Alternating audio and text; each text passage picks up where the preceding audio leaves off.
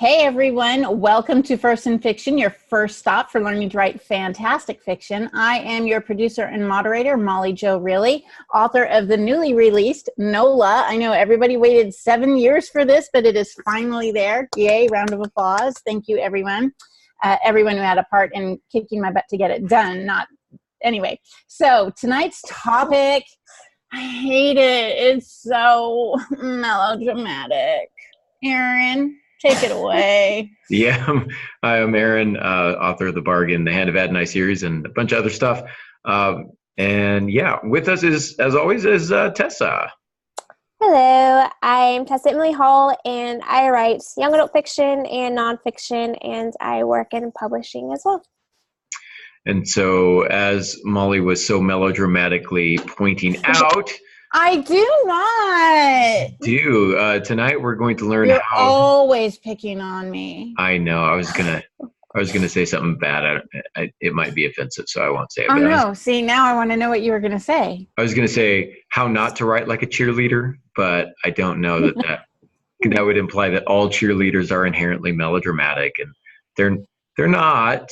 No, but Hey, if you're I a used to be a high school, cheerleader. if you are a high school cheerleader, then you are 90% of you are teenage girls, and that alone in that age set is melodramatic. So I used to be a cheerleader, but I stopped whenever I was in 8th grade. So I was not technically, well, I guess I was technically a teenager, but not in high school. Right. Okay, so you quit while you were ahead. Good job, Tess. Right. Good job. Thanks. We don't think all cheerleaders are melodramatic, by the way. I teach high school, and so I sometimes hear stories of melodrama, but it's not reserved, kind of like you said, Molly Jo, it's not reserved to cheerleaders or teenage girls. There are lots of dramatic teenage boys that I know. There are dramatic adults, quite honestly. Maybe that's why Quit it's so picking hard. on me. Maybe that's why it's so hard to write emotional scenes that are not melodramatic, because we do tend to kind of hyperbolize emotion quite a bit. So before we kind of like jump in to our topic, we should probably define a couple of important terms. So Tessa, when we're talking about how to write an emotional scene without melodrama, what do we mean when we talk about melodrama or hyperbole? Basically, melodramatic emotions is when an author just over dramatizes their emotions whenever they're writing in a way that comes across as completely cheesy and unbelievable, unauthentic, and the reader just, they don't feel like as if this is a story that they can even relate with, and they're just reminded that they're reading a book because the emotions are just way too over the top and exaggerated. Yeah, we also call this purple prose. So you may have heard the term purple prose. So that's a term that gets thrown around a lot. And I think, Tessa, you can jump in here too as well as Molly. But from my perception, from my experience, new writers tend to be the ones, inexperienced writers tend to be the ones who rely most heavily on melodrama or slip more often than not into melodrama. And so Yeah. I tend to think that it's because they lack the confidence that comes with having written quite a bit. They don't quite trust themselves enough as writers, so Right. to overwrite. Would you agree with that? Or Yeah, and they want so badly for the reader to understand that this is the emotion that the character is experiencing. This is what it feels like, and so they're just overwriting. And a lot of this can also do with, telling instead of showing. Instead of writing the story in a way that comes across as believable, in a way that actually makes sense for the context of the story, and that remains true to the character and the way that character experiences the emotion.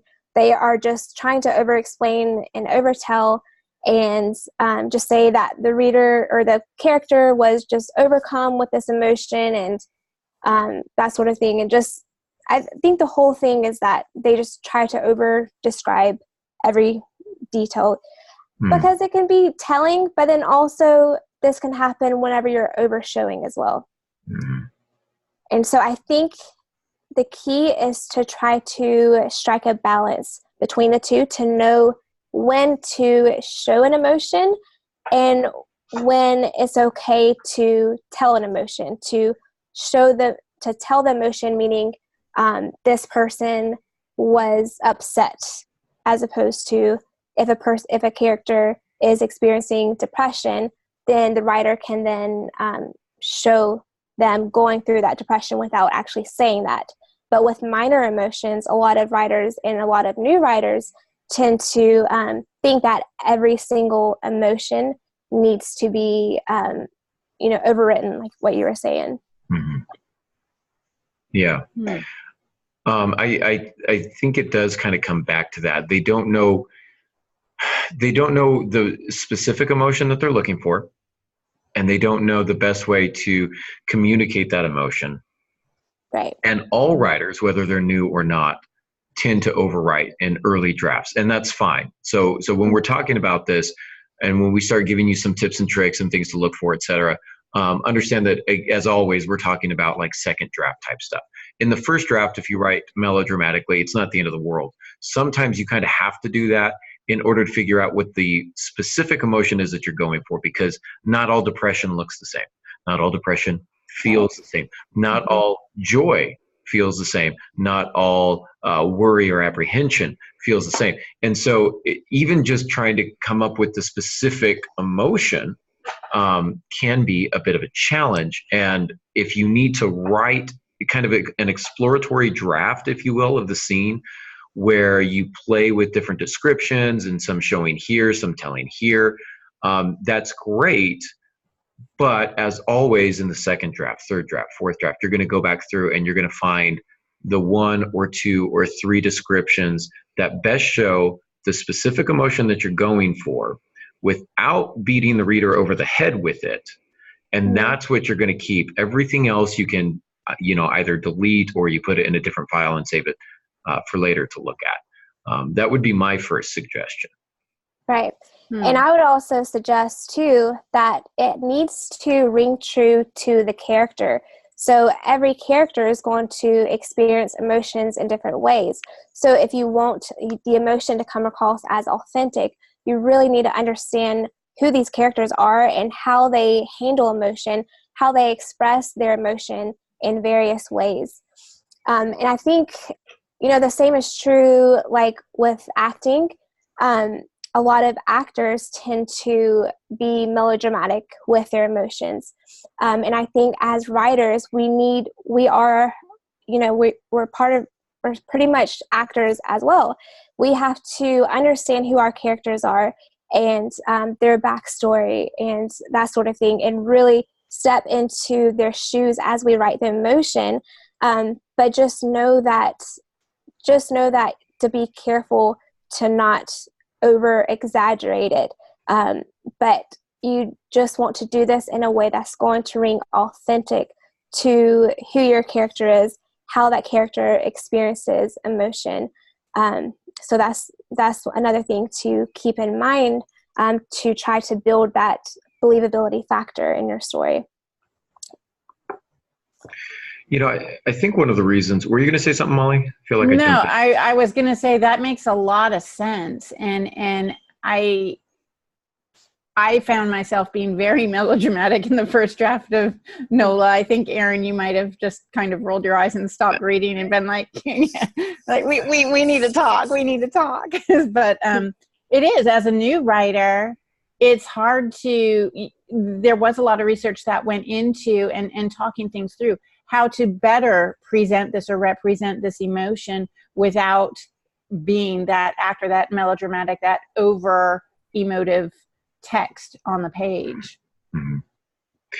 Yeah, I think it comes back to trusting the reader, which is a phrase that we use a lot in the writing community. And that just simply means your reader is always smarter than you give them credit for. Right, yeah. They're very savvy, and they pick things up. And it becomes a little bit insulting when you're reading something and you get it. Okay, this character's sad, got it. But you give me another 2 or 3 pages about their sadness. Well, I got it 3 pages ago. Now I'm just, it feels like you're spinning your wheel. And so you definitely want to trust your readers. And the other thing that I would suggest, and Molly, I think we'd had this conversation on one of your very early drafts about NOLA, and it's not, what's obviously not exclusive to your writing. This is something I see quite a bit. But one of the ways to identify melodrama, or one of the kind of the bad parts of melodrama, is that it feels unwarranted. So when the character behaves in a way that is unwarranted, they lose $1 out of their wallet, and all of a sudden they're punching a hole through the wall and yelling at their children, and setting things on fire. Or somebody says, I think that blue dress looks better than the red dress. Why don't you put that on? And then the character breaks down weeping and crying, and I'm leaving you, John. I can't believe, like, right. Wait a minute. The emotional reaction must match the stimulus. If it doesn't, if your character is overreacting, there's probably a few reasons for it. Number one, the writer wants the character to react this way because they need to, for some plot element. I need this character to be mad at that character, so I'm going to make something up and they're going to react negatively to it. Well, if it's not warranted, it just feels inauthentic. It feels fake. And that's when it kind of breaks the story world. Instead, it's better to ask, what is the appropriate reaction to this? If your character is acting out in a way that's more than justified, in a way that's more than warranted, the question then becomes why. And so if your character has something, maybe that's an instance where you can get into the character backstory. And, well, when you said this, it reminded me of when I was a child, and my mom always said this to me, and now we've got more of a troubled childhood kind of a thing, and we can kind of pull that out and tease that out a little bit, which is fine. But if the reader is not given a good reason why the character is behaving the way they are, that ends up reading like melodrama. Right.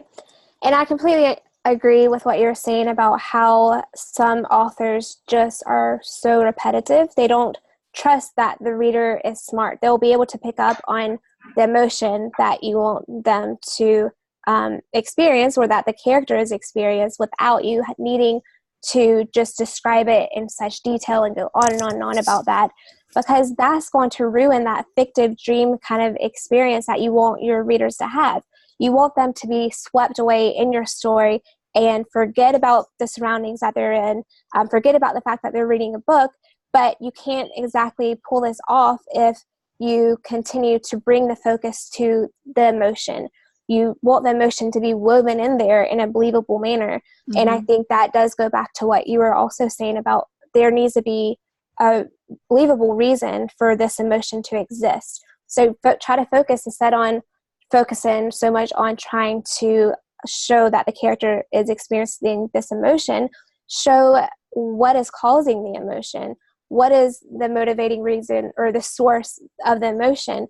Just show what that is, and so that way it can show the reader that why the character is experiencing this, and it'll also help the reader to feel that emotion as well. Yes, all of that. I think even if there is an underlying reason for something to trigger a character to behave disproportionately, we need to not see that unless there is at least a hint as to the reason for it.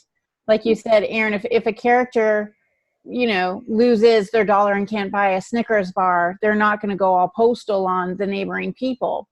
But if there was something that had triggered, like if losing the dollar was something like his absolute last dollar, he lost his wife in Vegas with $50,000 last night or something like that, you still, without us knowing that as readers, you still can't have him go all postal unless you're going to hint at something about it. You can't, even if there is an underlying cause for that emotion, unless it's defined, it is melodrama. Right. And you can build into that and lean into it a little bit. He lost $1, not a big deal, unless that's the proverbial straw that broke the camel's back. And it came right after, his girlfriend broke up with him, and he was just cut from the football team, and he found out that his mom and dad were splitting, and his dog died and all these types of things. So it's like the worst day imaginable. And he had $1 and he was looking forward to just getting a Snickers because he's really hungry, and this whole day sucks. I just want to eat that Snickers and go home. And then his dollar is gone, and he found out somebody took it from his wallet, and now it's on. Mm-hmm. You can build to it, but it has to be justified. We should know when the dollar vanishes. We should know what's coming. We should go, oh, after all that. Or we should get the dollar is gone. He becomes wildly angry, and then flashes from from earlier in the day. Mom telling him, "Sit down, son. We have to have a conversation." The back of Dad's pickup truck as it leaves. The kid at school saying, "What's wrong? What's wrong? What's wrong?" Who won't shut up. The coach saying, "Son, we gotta have a conversation here," or whatever it is. So we get those snippets that now make the character's reaction justified. And Right. that would not necessarily be melodrama, because again, it would be a warranted reaction, not to the dollar, but to everything that preceded the dollar. Right. And I would also say too, just remember that sometimes less is more when it comes to emotions and showing emotion. Sometimes if the character, for example, is going through a really bad breakup and they're grieving this breakup, that might be a big emotion, and you might really want the reader to experience that kind of emotion, but you don't exactly have to show every single detail of that grieving process that the character goes through. You can instead just give, a snapshot, something that's going to really show what the kind of grief that they're experiencing, and that will really stick with the reader. So just give that one snapshot of her maybe collecting all of the different memorabilia, however you say that word, into like a shoebox that reminds her of that breakup, and then storing that away or throwing it away or whatever, instead of just showing her just grieving and sobbing and all of that. That's just going to come across as annoying for the reader and really frustrate them. So sometimes just less is more when it comes to showing emotion. What you've described is actually really powerful. The reason, I think it was Anton Chekhov who said, when you try and depict sad or unlucky people, you must be cold. It gives their grief, as it were, a background. And so it's this idea that, especially if we're talking about characters who are upset or depressed or sad, if we keep hammering that on the reader, it becomes, number one, a little overwhelming and boring. It tends to lose its impact. But also it's very cliche. I mean, her tears feel like rain. Like, we see that all the time. Fat tears rolling down their cheeks, blah, blah, blah. Like, we get it. Tears. We get it. Okay. However, a silent tear trickled down her cheek. Like, I don't care if it's a silent tear or if it's a fat tear, or if it's an alligator tear. Somehow tears are no longer moving me. Except in some cases, and I'll tell you why. But what's far more powerful is, as you said, the character kind of collecting the memorabilia of this relationship, the artifacts of this relationship, the tangible items that have some sort of emotional significance, and putting them into a shoebox. A scene like that can be riveting. Okay. There's no monsters, there's no gunshots or things blowing up, but just a character collecting particular items that are all significant or tied to some sort of particular memory. That, I don't even need tears. If you just show me that, I'm going to feel as if I've lost something, rather than you telling me to feel sad because Billy lost something. Now I feel as if the loss is mine, not necessarily Billy's. Right. And also remember how powerful that sensory details can be as well. So if that character who has lost, is going through that breakup, maybe she still has the jacket from her boyfriend or whatever, her fiance, and it still carries that scent of him. You can show that grief also through the way that she clings to his jacket or sweater or whatever, and refuses to throw it away because it still carries that scent, and she just wishes for one more chance to be with him. But that's the kind of thing you can use those sensory details to tap into those memories and to try to show those emotions without coming across and trying to tell the emotions and trying to tell why the character is experiencing the sadness and try to force the emotion on the reader. They can kind of pick it up themselves. Yeah, and I usually try to illustrate this with an example from my own life, and maybe, pardon me for getting somewhat personal, but my children, I won't say who it is, but I've got one particular child. I'm not going to call him melodramatic because that would be demeaning and rude. But I'm thinking about. I'm guessing I know which child you're speaking of. If you spend any time with my family, you probably know. But this particular child, if he's not feeling well, you hear about it. If something's a little bit off, you hear about it. Everything is a big deal. Everything is a big deal. Please pick up your shoes. I have to do everything. No, you don't have to pick up your shoes, right? And so when this particular child tells me he's not feeling well, I'm a terrible father. Please don't call CPS. But my first reaction is I just kind of roll my eyes and I'm like, of course you don't. You never feel well. And I've had to have that conversation with them. Like, you never feel well. So you're just going to have to live with this. Like, you're going to have to learn to function. And it kind of, sucks. But it was just, for a long time, it was this constant bombardment. Contrast that with another one of my children who never complains about feeling badly. Never complains. Like, this kid, I only know if he's sick if I don't hear him. Like, if all of a sudden he's not flying around my house at 1,000,000 miles an hour, I just go, wait, where is he? And I look on the couch and he's sitting there with a bowl kind of curled up, and I can tell he's got a fever, he's sweating, and he's just kind of holding onto the bowl and maybe shaking a little bit. I'm like, are you okay, kid? Are you all right? And he's like, he goes, I'm fine. And he just has that one tear, just the one tear. And I'm fine, Dad. I think I know who that kid is too. And that rips my heart out because he's trying to be stalwart. He's trying to be brave. He's trying to get through it. But because he never complains, when he does, it hits a lot more. I'm not as desensitized to it, if that makes sense. And we as a culture have become, to a large extent, desensitized to a lot of good drama. And when I say good drama, what I'm talking about is not melodrama, subtle drama, because we tend to be oblivious to a lot of things. We don't always pick up on social cues and things of that nature. And so sometimes people feel like you have to be loud and boisterous and go over the top in order to be noticed. Good fiction doesn't do that. Good fiction trusts, the writer trusts himself or herself, and is confident in the work that they're producing. And they know they don't have to beat somebody over the head with it because they trust that the reader is intelligent, and that the reader is picking up all the key clues that the reader is putting, or that the writer is putting in there. Yeah. If I can interject for just a second with what you were saying about the kids and the writing, I was just having some interesting flashbacks to my daughter's teenage years. Here we go again with the teenage melodrama. There was a time, I think she was about 13 or 14. She's she was old enough to know better, but still young enough to think she was just a young kid. And she had the stomach flu or something. She was just miserable.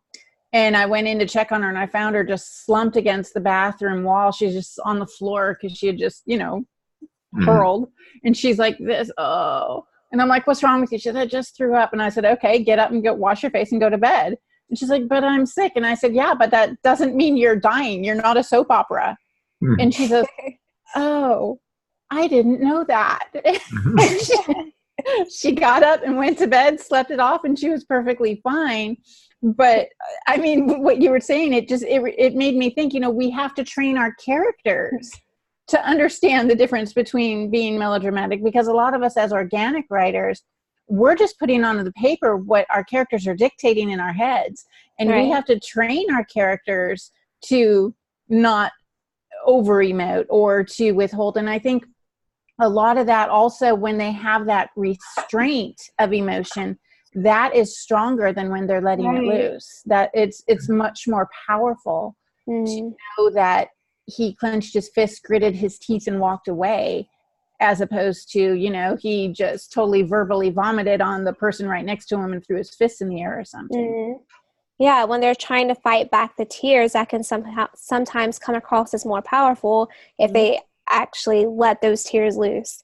But yeah, I completely agree. And also, I think one other thing to keep in mind too is the genre that you're writing. Just like with anything, you need to be familiar with your genre and to understand how much emotion that your readers are accustomed to reading in books that are in the same genre as yours. So when it comes to teenagers, of course, there might be a little bit more emotions with young adult contemporary fiction, but you still don't want to go over the top. But there's going to be more of that as opposed to if you're writing like a thriller novel or something like that. So just like with anything, you need to understand, be familiar with the genre that you're writing and what the expectations are with your readers when it comes to emotions. I had a really good point that I was going to make. I cannot remember what it was. Now you don't know what it is. It's gone. Well, we were talking about being melodramatic and teenage girls and training our characters to withhold emotion, to show restraint and control. Because that can come across as more powerful sometimes. But see, I think Aaron's doing a fine job, don't you, Tessa? Because he could right now just be throwing words out, not making sense or anything. And he's showing that great character restraint of keeping his mouth shut and rolling his eyes. So bravo. Good example, Aaron. Good example. Thank you. That was the point I was trying to make. I'm very subtle. Yeah. Well, while you're thinking of that, I will also add that you might, since as you are trying to understand how much genre or how much emotion that your genre typically has, try to study all their authors to see how much how they effectively pull off their emotions, or if they have emotions that are just melodramatic and cheesy and that sort of thing, and how it affects you as a writer or as a reader, how the emotions affect you, and just take note of what you can apply to your writing. And speaking of, you also might want to have some beta readers read over your writing to see if your emotions are coming across as melodramatic or cheesy, because sometimes we're blind to it as we're writing it. So yeah, I would agree with that. Genre, thank you, by the way. We are kind of running out of time, but genre was the key word that I needed to remind me. When Cindy Sproles and I were writing Heart's Song together, early drafts of that became very melodramatic because characters were behaving in a way, they were reacting very strongly and passionately to things that didn't seem to warrant it. And there were times where Cindy and I had to kind of get on the phone, and I'm like, why you're writing this character like she's freaking out? There's no reason for her to behave this way. And she's like, well, your character said this, and that's, this way. And I'm going, that's not what he meant at all, because we're trying to like embody our characters here. And so there were some miscommunications, and that kind of, some of that remained in the book. These miscommunications that kind of spurred the characters to behave in certain ways. However, what we did, our strategy for fixing it was, number one, to dial everything back a bit, because we overwrote on early drafts. The other strategy was to provide enough information to warrant the character's reaction to this particular stimulus. So we either highlighted the stimulus and kind of made it a little more apparent, a little more clear why it was agitating the other character, or we dialed down the character's reaction to it. So there were a couple different ways that we strategized doing it, but that was my first time writing a romance, and so I wasn't as familiar with the genre, and so I was really kind of leaning on Cindy's, has had a lot more experience in that way, so I was kind of leaning on her and following her lead to guide us through this genre in a very unconventional way. So I wanted to throw that out there as well. Very cool. And you were able to read over each other's writings and give input as to if this emotion was too melodramatic and that sort of thing. So I think that's really important, because I mean, sometimes scenes play out differently in our heads, and what we think isn't really melodramatic is actually coming across as really unbelievable and over the top and exaggerated. So that's when it can help for someone else, a writing friend or a beta reader, to read over your work. So absolutely, I agree with that. Well said. Well said. Well, we are up against the clock, so hopefully you guys have picked up some good tips and tricks about how to avoid melodrama, but not to scale back on the emotion. Anything? I feel like I'm forgetting stuff. Oh, a website. See, it's been a while since we've recorded our last episode. So if you're looking for us throughout the week, please make sure you check us out at TessaEmilyHall.com. Molly Jo Mealy. Molly Jo Mealy. Try it again. Raleigh Joe. No. Mealy, no. No. No. Jolly Mo. Well, yeah, that, but no, it's not the website. Okay, all right. So Molly Jo Reilly, 1L on Reilly.com. Easy for me to say. There you go.